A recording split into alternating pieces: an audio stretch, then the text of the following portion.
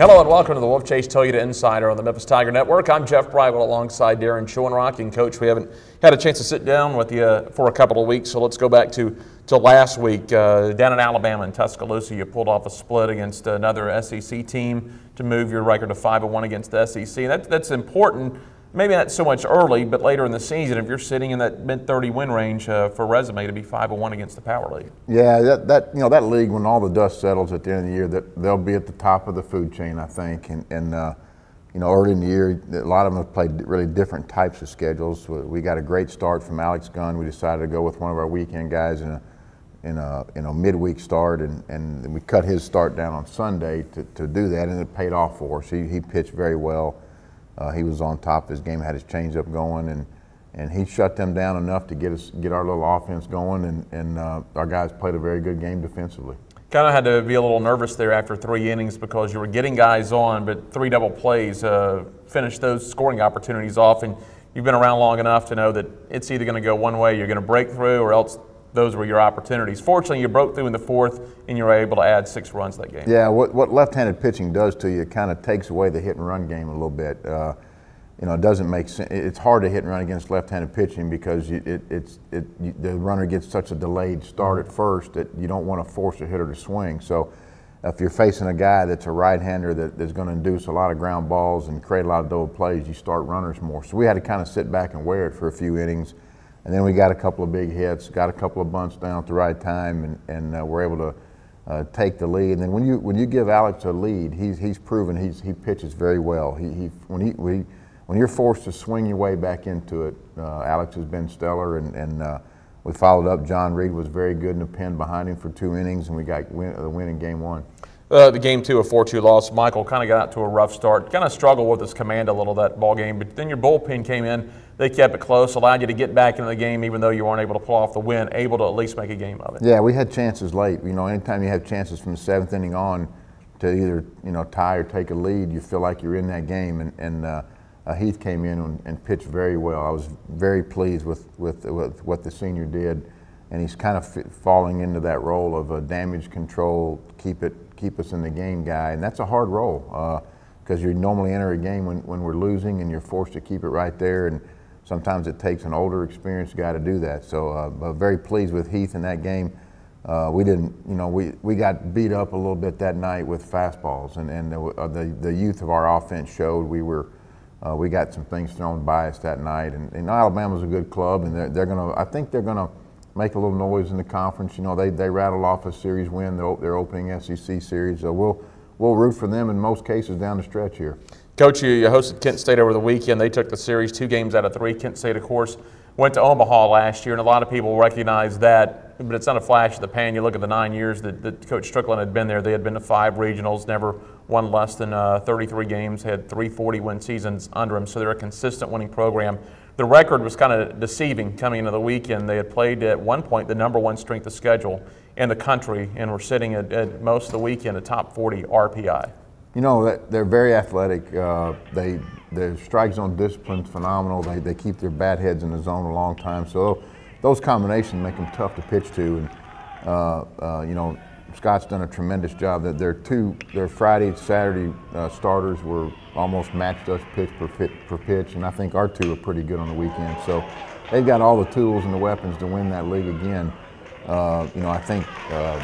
It's not that we just didn't get a couple of big offensive moments under control, and we didn't execute the short game in some times, and then their Saturday starter was as good as we've seen all year, and he's expected to be a very high pick. Their Friday guy that we beat is expected to be a very high pick. So I expect them to be a MAC champion, and be in the hunt for a regional, maybe hosting a regional. They've got some ground to make up record-wise, but like you said, strength of schedule, they're right up there at the top. And I kind of talked to them. It's basically a Conference USA upper echelon opponent, and we had chances to win a series, had an opportunity to win on Sunday, and couldn't get the big hit. The game on Tuesday at Alabama and the game Sunday against Kent State kind of going to tell you how the season's going to go. It's going to be a fine line for your ball club. If you get the play, the bunts down, you move runners around, you make the pitches when you need to, you come out on top like you did on Tuesday down in Tuscaloosa. Unable to do it, you come out maybe on the short end in a close game like you did on Sunday. Yeah, we're evaluating our offense and trying to find that right balance of how much emphasis do we put on defense with our pitching staff being solid. How much do we try to, increase our offensive production in some areas? And, there may be a time now that we start splitting a game in half and trying to play offense early and defense late. And as long as we'll continue to get good pitching from the starters and out of the pen, it kind of lets us tinker with some things offensively and defensively. Coach, you open up conference play at Tulane this weekend. We'll talk specifically about Tulane, but going into league play overall, Conference USA kind of scrapping a little bit this year. If you look at the overall record, there's some teams kind of struggling. They're non-conference play, some teams that really got the hot starts that have really been scrapping the last few weeks. So it's a league that you look at now for face value. You probably think we can really do something in this league if we play well, especially with your frontline pitching. Yeah, I think looking around, most things that you see are teams are having a hard time scoring runs, and so there's a lot of young offensive clubs like us. We lose our top 4 hitters from last year, and a lot of teams are in that same boat. There's some clubs with some outstanding weekend starters back. You'll see 1 or 2 guys in weekend rotations that were all back from last year, like Sam, that have experience and have stuff. So it's becoming a pitching and defense league, so far. There hasn't been a ton of offensive explosion, with the exception of Houston. They've jumped out and have played very well, and they've got all 3 parts of the game going. So, conference play starts a kind of a new deal.